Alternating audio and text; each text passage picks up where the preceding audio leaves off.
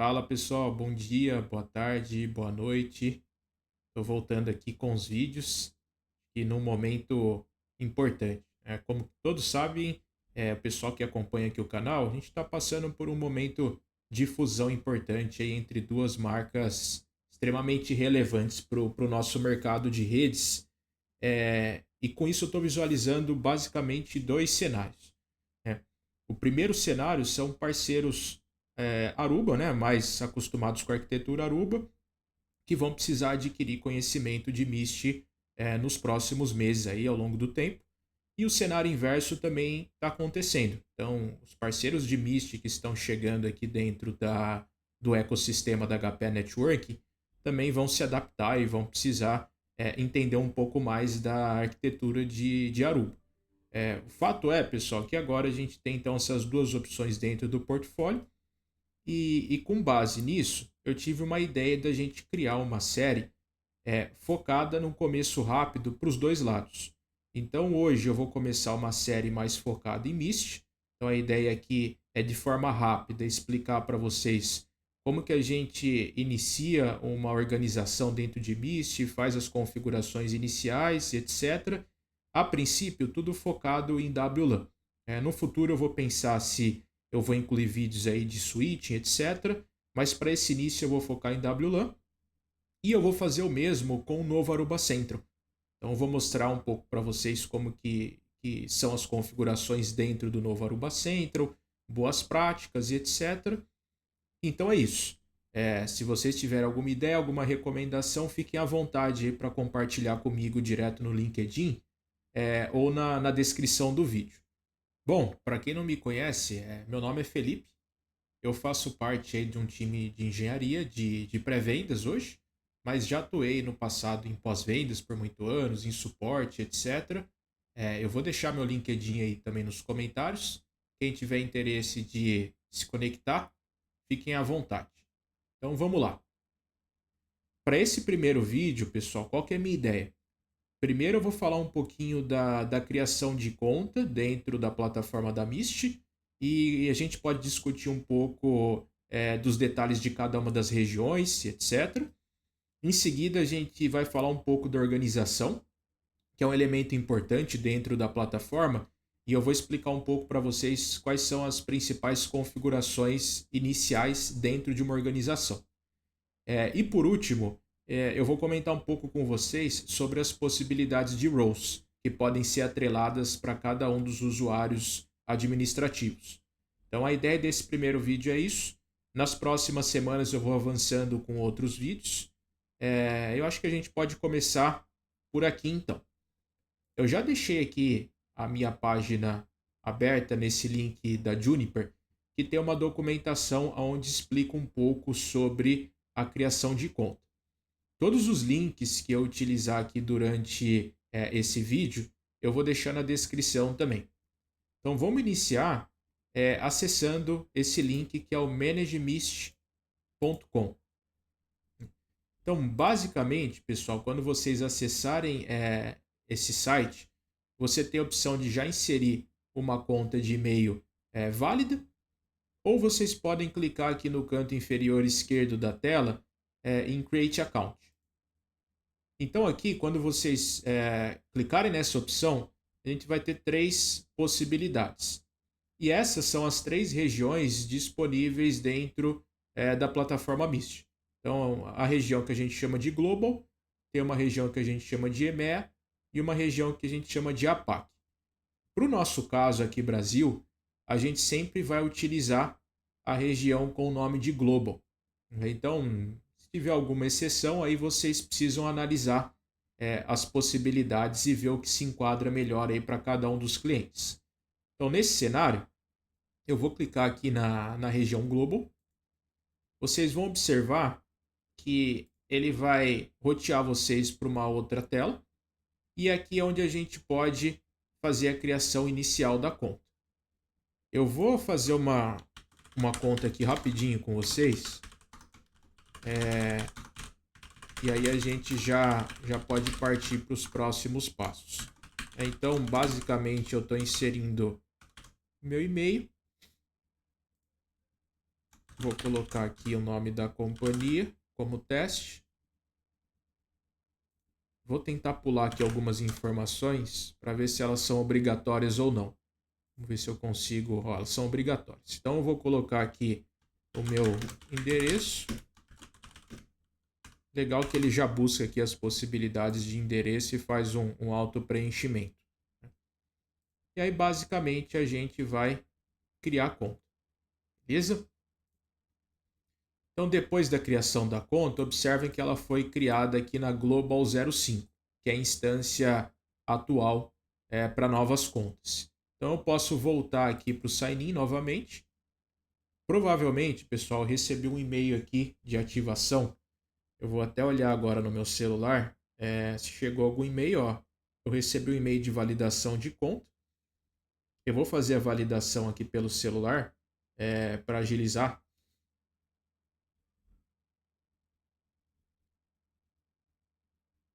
Beleza. Acho que a conta foi validada. Vamos fazer um teste inicial. Só por curiosidade, pessoal, no vídeo, obviamente eu vou ocultar meu e-mail aí, mas eu utilizei um e-mail @hotmail, tá bom? Então, para quem quiser fazer testes aí é um caminho, tá bom? Se o seu e-mail estiver associado a mais de uma região, pode ser que apareça múltiplas regiões aqui no login inicial.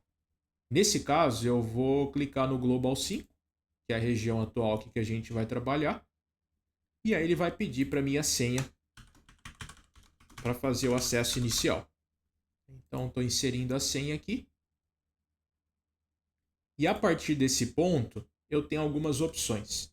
Então, pessoal, basicamente, nessa primeira parte do vídeo, a gente fez a criação da conta.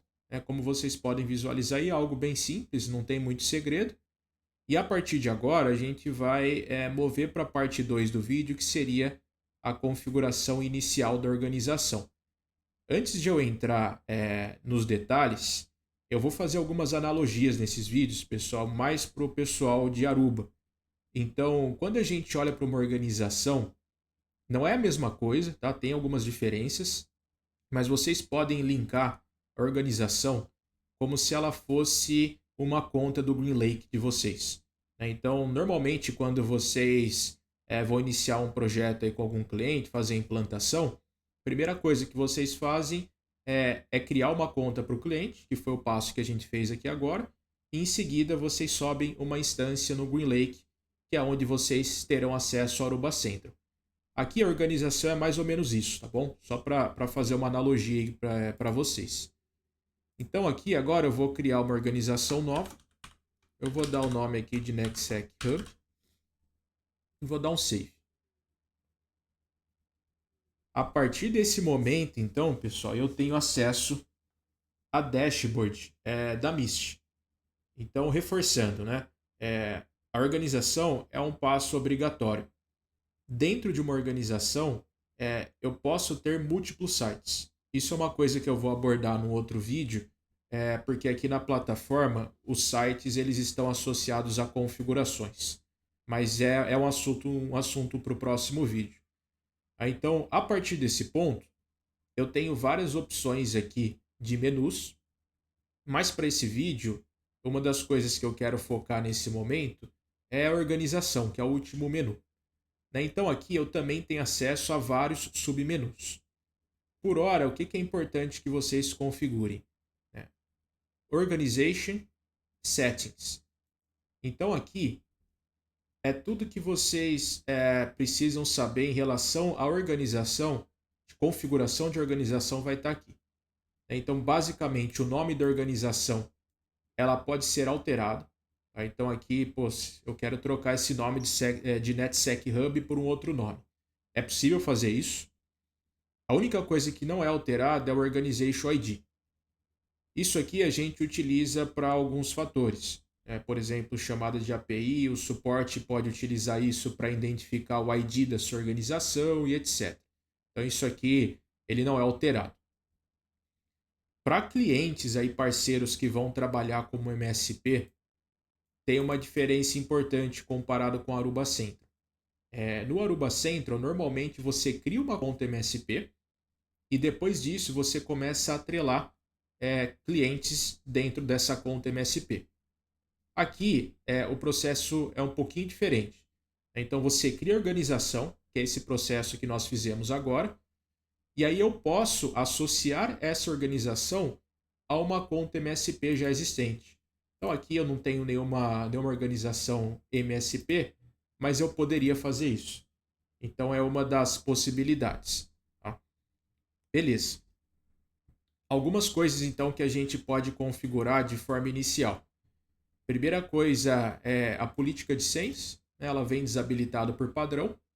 Então se vocês habilitarem, tem algumas coisas que eu posso configurar. Eu acho que o ponto mais importante aqui são para clientes aí, parceiros que querem configurar Multifactor Authentication, eu preciso habilitar essa política e habilitar o Two-Factor Authentication nessa opção. Tá bom? Então essa é uma das coisas que a gente pode customizar. O Session Policy, pessoal, é um ponto importante também. Então eu tenho duas opções aqui dentro do Session Policy. Eu tenho o Session Timeout e eu tenho o Inactivity Timeout. Então, o Session Timeout é a quantidade de tempo que eu vou ficar logado aqui na plataforma, independente de eu estar fazendo algo ou não, antes de eu receber um logout. Então, aqui é configurado em minutos. Em teoria, eu poderia ficar aqui trabalhando na plataforma por 1440 minutos, sem precisar refazer aqui o meu login. Isso aqui é customizável, vocês podem customizar esse parâmetro. E a opção de baixo é relacionada à inatividade. Então aqui está zero, não está se aplicando, mas vocês poderiam configurar, por exemplo, uma inatividade de 10 minutos. Então, se eu estiver inativo aqui na dashboard por 10 minutos, ele automaticamente vai fazer o logout para mim. Beleza, então comentei de Session Policy. Tem algumas opções também aqui de autoprovisionamento que ficam aqui embaixo, que vocês podem setar algumas políticas ou algumas regras dizendo que se o access point ele der match numa role tal, ele pode ser associado a um determinado site, por exemplo, de forma automatizada. O que a gente poderia fazer aqui? Criar um site só de autoprovisionamento com algumas regras básicas de atualização de firmware ou de configuração básica de WLAN e dizer que todos os APs que se associarem a essa organização vão ser atrelados a esse site de forma automática. Tem algumas coisas interessantes aqui também. Então eu posso, por exemplo, criar políticas, regras para gerar nomes automatizados dos APs. Então eu posso dizer para ele pegar uma descrição via LLDP e inserir isso no nome, por exemplo, do AP e etc. Isso aqui é bem legal para automatizar alguns processos, principalmente se é um cliente de grande porte. Então imagina um cliente aqui com, sei lá, 1000 APs, 2000 APs, aonde ele já segue uma característica específica de nomenclatura, então você pode automatizar isso por aqui. Então, recomendo vocês darem uma olhadinha depois no auto provisioning, o que é possível fazer. Bom, beleza. O que mais aqui é importante comentar com vocês por hora? Marvis Minis, eu vou fazer um vídeo depois sobre o Marvis Minis, mas para fazer uma associação com vocês, assim, bem distante. É diferente, tá, pessoal? Mas é algo que a gente pode associar com o UXI.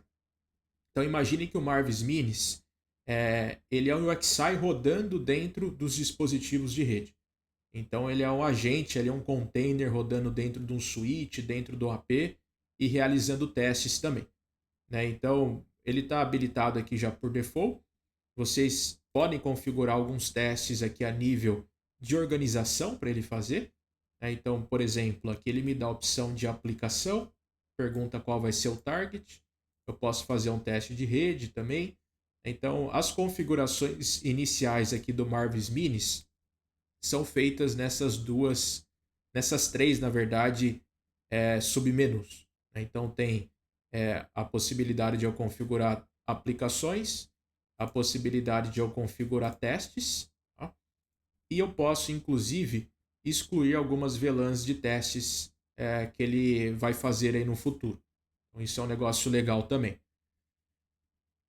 Beleza, seguindo aqui, pessoal, então a gente já falou da parte de Session Policy, da parte de MSP, Auto Provisioning, comentei um pouco do Marvis Minis agora. O que a gente pode bater o olho aqui também, que é importante? A parte de certificados, eu vou abordar isso num vídeo de Access Assurance, que é como se fosse um Central NAC ou um ClearPass, o Access Assurance. E aqui é onde ficam os certificados que ele utiliza e a gente pode customizar esses certificados aqui também. A organização ela pode ter integração direta com o CloudShark, isso é legal. O CloudShark hoje ele não tem nenhuma versão free, até onde eu sei, no passado tinha. Hoje é 100% pago, mas para quem utiliza, é legal que eu já tenha uma integração direta aqui com o CloudShark, tá bom? As outras configurações, pessoal, basicamente quase todas elas ou estão associadas a APIs, ou estão associadas à parte de switching, de routing, de WAN. Então são coisas que eu entendo que não fazem muito sentido aqui para o foco de WLAN. Duas últimas coisas que eu acho que é importante abordar aqui com vocês é a questão de single sign-on. Então eu posso adicionar um IDP aqui para single sign-on e a partir desse momento eu utilizo esse IDP para fazer login na plataforma. E tem uma configuração específica que inclusive eu vou abordar em breve, que é a Role Installer. Então, quando um usuário é atrelado a essa role, basicamente ele tem algumas funções de implantação, de instalação mesmo do equipamento e ativação. E aqui eu consigo configurar um grace period para ele, de quanto tempo ele vai ter acesso aos dispositivos e aos sites que ele está configurando. Então esse ajuste do grace period é feito aqui, tá bom? Então a nível de organização, pessoal, que é a parte 2 que eu queria abordar, eu entendo que esses são os pontos mais importantes que eu gostaria de compartilhar com vocês. Para encerrar o vídeo, para ele não ficar muito extenso, a última coisa que eu queria mostrar para vocês é que em Organization Administrators, eu vou descartar essas configurações, mas basicamente o usuário que criou a organização, ele já vem com a role de super user pré-definida. Vocês podem então convidar outras pessoas. Então aqui do canto direito superior eu tenho Invite Administrators. E aí eu tenho algumas opções de roles que podem ser associadas a cada um deles. Então eu vou comentar aqui de forma muito breve com vocês sobre cada uma dessas roles. Então, pessoal, até antes de comentar sobre as roles, para você convidar alguém para essa organização, basta preencher essas informações aqui do lado esquerdo. E-mail, o primeiro nome e o último nome. Então vamos lá. Alguns pontos aqui então que eu vou fazer uma correlação com vocês. O super user e o org admin, eles são bem parecidos. Qual que é a principal diferença? O super user ele tem acesso de leitura e escrita sem restrição nenhuma. Quando a gente parte para a role de org admin, basicamente o org admin ele tem acesso de escrita a todos os componentes do portal, a APIs, etc., mas ele não pode gerenciar ou adicionar novos usuários. Então essa função aqui de convidar novos usuários é só o super user que faz isso, beleza? Os outros dois aqui que eu acho que tem uma associação parecida é o Network Admin e o Helpdesk. Então, ambas as funções estão mais voltadas para a parte de operação e gerenciamento. Então, o Network Admin ele tem acesso full a todos os sites selecionados. De novo, eu não estou abordando o site aqui nesse vídeo, mas só para vocês não ficarem na curiosidade, basicamente o site é onde a gente aplica configurações. Então, o Network Admin ele consegue alterar e aplicar novas configurações aos sites que foram selecionados para ele. O Helpdesk ele tem uma visão mais limitada de leitura. Porém, ele pode realizar algumas funções para os sites que foram associados a ele. Então, por exemplo, se alguém do helpdesk precisar atualizar um grupo de APs de um determinado site, ele consegue fazer isso com essa role. Ou rebootar uma quantidade específica de APs, ele consegue fazer isso também. Uma outra coisa que ele consegue fazer, dentro do site, pessoal, eu posso rodar uma otimização de RF. Normalmente isso está associado a um RF template. Então ele pode fazer isso também. Tá bom? Então, algumas coisas que eu consigo fazer com essa role de helpdesk. E por último, eu tenho o Observer e o Installer. O Observer, basicamente, ele tem acesso de leitura a todos os sites selecionados. Né? E o Installer é basicamente a pessoa que vai fazer a instalação física dos equipamentos. Então, essa role, ele dá acesso à pessoa para instalar um AP, adicionar ele numa determinada conta e etc. E o tempo que ele pode fazer isso está determinado no Grace Period que eu mostrei para vocês na configuração da organização. Obviamente, pessoal, isso aqui é muito mais detalhado. Eu vou abrir um link aqui e esse link eu vou compartilhar com vocês também na descrição do vídeo. Aqui explica no detalhe todas as roles. O que eu fiz ali foi um resumo rápido para vocês. Bom, assim eu imagino que a gente encerre então essa parte 3, que estava associada a um resumo bem rápido de cada uma das roles. Eu vou parar o vídeo por aqui, pessoal, para não ficar muito extenso. No próximo vídeo a gente começa as configurações de fato dos sites, onde estão associados as WLANs, os RF profiles e outras coisas mais. Se ficou alguma dúvida, me manda uma mensagem, pode me mandar no LinkedIn, pode me mandar um comentário. Se você gostaria de visualizar alguma coisa que eu não abordei aqui, comenta também que eu faço um vídeo extra explicando para vocês. Na próxima semana eu já posto aí o segundo vídeo. Ótimo dia aí para todos e contem comigo. Abraço.